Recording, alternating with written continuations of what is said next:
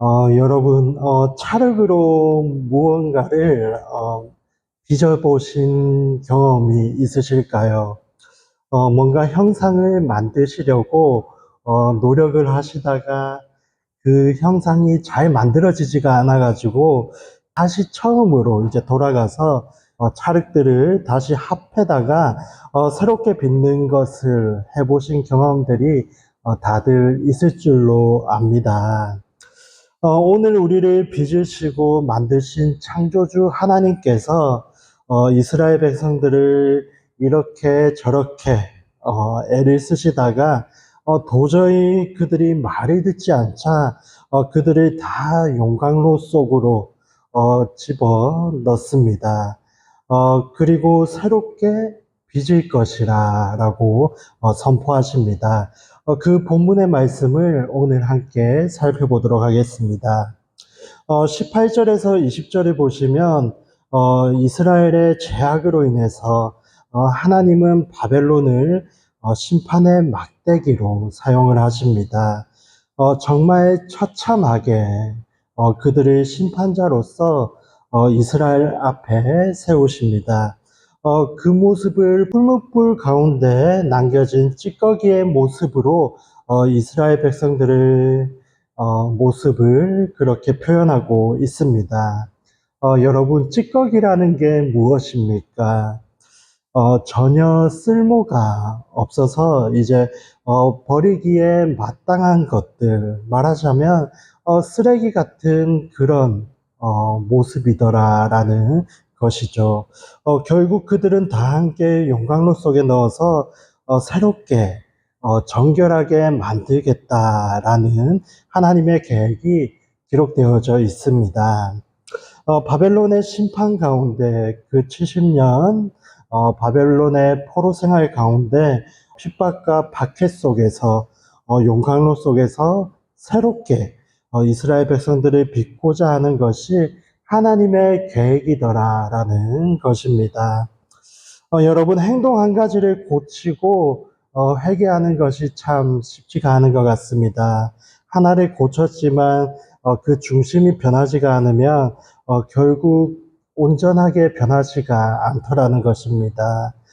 계속 회개하고 회개하라 라고 말씀하셨지만 중심의 그 믿음이 변하지가 않으니까 하나 고치면 또 다른 것이 넘어지고 계속 불신앙의 삶을 살고 있는 것, 그것이 바로 이스라엘 백성들의 지금의 모습인 것입니다. 여러분, 진정한 해결하는 것은 후회하고 끝나는 것이 아니라 변혁을 해야 한다라는 말이 있습니다. 마치 애벌레가 이제 나비가 되는 것처럼, 그리고 마치 석유에서 나일론이 나오는 것처럼 이렇게 완전히 새로운 것으로 바뀌는 것이 바로 변혁이라고 하는 것인데, 그저 이제 나무에서 책상이 되는 그 정도로는 완전하게 변화가 되지 못한다는 것이죠. 그러한 이스라엘 백성들의 모습들을 지금 하나님께서 보시면서 이제 풀무불에 집어넣겠다라고 말씀을 하시는 것입니다. 이어지는 본문 25절, 26절에서는 하나님께서 많은 제약들을 나열하는 중에서 특별히 선지자들과 그리고 제사장들의 죄를 지금 꼬집어서 말씀하십니다. 선지자와 제사장들의 타락은 가장 큰 죄악 중에 하나였습니다. 사람들로 하여금 죄를 멀리하게 하고 사람들의 타락을 막아야 할 이 선지자들이, 이 제사장들이 타락했다. 그런데 그 타락의 가장 큰 이유가 재산과 보물과 이런 것들을 탈취하고 세상의 것들에 대한 욕심이 그들 안에 들어가게 되고 이후에는 그들이 하나님의 말씀을 전하기를 거부하게 되고 그리고 오히려 사람들을 타락의 길로 인도하더라라는 것입니다. 여러분, 교회가 이 시대에 그 하나님의 말씀을 전하는 자로 구원의 방주로 서 있지만 그 안에 욕심과 이렇게 재산과 보물에 대한 욕심이 들어가 있을 때는 온전히 서지를 못하게 되는 것입니다. 교회는 무너지게 되어 있습니다. 그러기에 얼마나 우리 안에 어떤 욕심이 들어와 있는지를 우리가 점검해야 할 줄로 믿습니다. 여러분, 지금 제사장들의 죄는 무엇이었습니까? 26절에 보니까 율법도 어기고, 그리고 성물도 더럽히고, 그리고 거룩함, 속된 것을 구별하지 못하고, 또한 안식일을 제대로 지키지 않았다. 그렇게 말씀하고 있습니다. 여러분, 안식일이 무엇이었습니까? 하나님께서 이스라엘 백성들이 나의 백성이다 라고 말씀하시는 그 표징이 바로 안식일이었습니다. 지난 본문 에스겔서 20장 20절 말씀해 보시면 내 안식일을 거룩하게 지키라. 그것이 너와 나의 사이에 징표가 돼 내가 너희 하나님 여호와임을 너희가 알게 될 것이다. 이 안식일을 지금 지키고 있지 않다라는 것은 더 이상 하나님이 우리의 하나님이 아니다. 나의 하나님이 아니다라는 것을 의미합니다. 눈을 감아버리는 것이죠. 그래서 하나님께서 말씀하십니다. 내가 그들 가운데서 더럽힘을 받았느니라. 이 말은 다른 말로 모욕을 당하셨다라는 힘든 하나님의 마음입니다. 여러분, 우리 안에는 이런 모습은 없는지 오늘 나를 돌아보는 시간이 되기를 원합니다.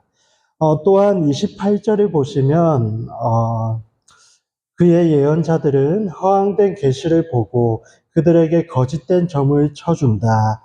여호와께서 말씀하시지도 않았는데 주 여호와께서 이렇게 말씀하셨다라고 말하면서 그들 위에 해치를 했다. 여러분, 이 말씀은 오늘 말씀 전체 가운데서 제가 가장 찔리는 구절이었습니다. 아무래도 제가 목사이다 보니까 하나님의 말씀을 듣게 되고 그리고 그 하나님의 말씀을 대언한다라고 하면서 정말 이것이 하나님이 주신 생각이 어쩌면 아닐 수도 있는데 내가 이것을 혹시 하나님의 말씀을 빙자해서 말하고 있지는 않은지 정말 두려움과 떨림으로 지금 이 자리에 설 때까지 고민하게 되는 저의 모습을 보게 만드는 구절이었기 때문이었습니다. 여러분, 요즘 미디어, 특별히 이제 유튜브를 우리가 자주 보는데, 유튜브를 보면 얼마나 쉽게 하나님의 이름을 빌어서 사람들을 정죄하고 사람들을 저주하고 또 사람들을 위협하는 그런 목회자들이나 사람들이 많이 있고 저격을 하는 그런 설교 말씀들 그런 것들이 많이 있다라는 것이 요즘의 현실입니다. 전혀 하나님의 말씀이 아닌 자신들의 생각, 자신들의 욕심이 들어간 그런 말씀들, 그들은 하나님의 환상을 보는 것이 아니라 자신의 생각을 말한다라는 것입니다. 때문에 설교를 준비하면서 또 설교 준비를 마치고 이 자리에 서기까지 저에게는 그런 모습은 혹시 없는가 계속하여서 고민하게 되는 것 같습니다. 여러분, 이 땅의 목회자들과 그리고 교회의 리더십들이 말씀 가운데 잘 설 수 있도록 기도해 주시기를 간절히 부탁드립니다. 이어지는 본문에서는 백성들의 죄가 또 기록되어 있습니다.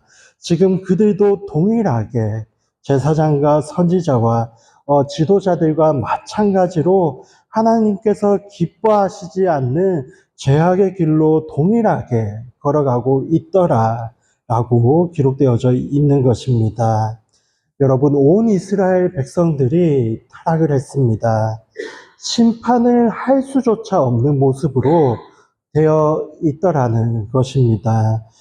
그렇기에 하나님께서는 이제 그들을 용광로 속으로 넣기를 결단하십니다.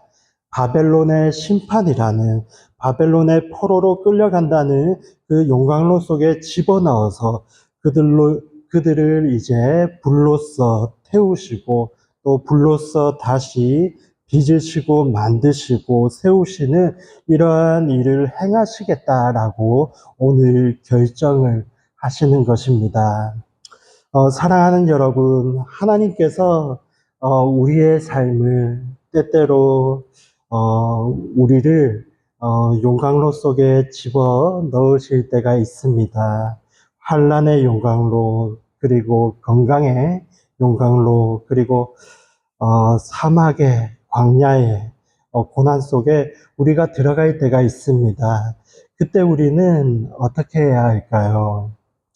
그때 우리는 잠잠히 하나님을 바라보면서 지금 나를 하나님께서 어떠한 모습으로 빚으시려고 하시는가 라는 그러한 믿음으로 하나님의 일하심을 바라봐야 할 줄로 믿습니다. 그렇게 믿음으로 바라볼 때에 우리는 하나님의 아름다운 걸작품이 될 줄로 믿습니다. 여러분, 욥기 23장 10절에는 이렇게 기록되어져 있습니다. 나의 길 오직 그가 아시나니 나를 단련하신 후에 내가 정금같이 나아오리라. 여러분, 오늘 이 말씀을 붙잡으시고 매일매일 주님께서 이끄시는 곳이 정말 어려운 곳이라고 할지라도, 내 마음이 무너지는 곳이라고 할지라도 내가 참고 인내하며 견디면서 하나님을 바라볼 때에 내가 하나님의 걸작품이 되어서 내가 정금같이 빚어져 나온다라는 것을 그 실상을 바라보는 은혜가 오늘 저와 여러분에게 있기를 간절히 축원드립니다. 기도하도록 하겠습니다.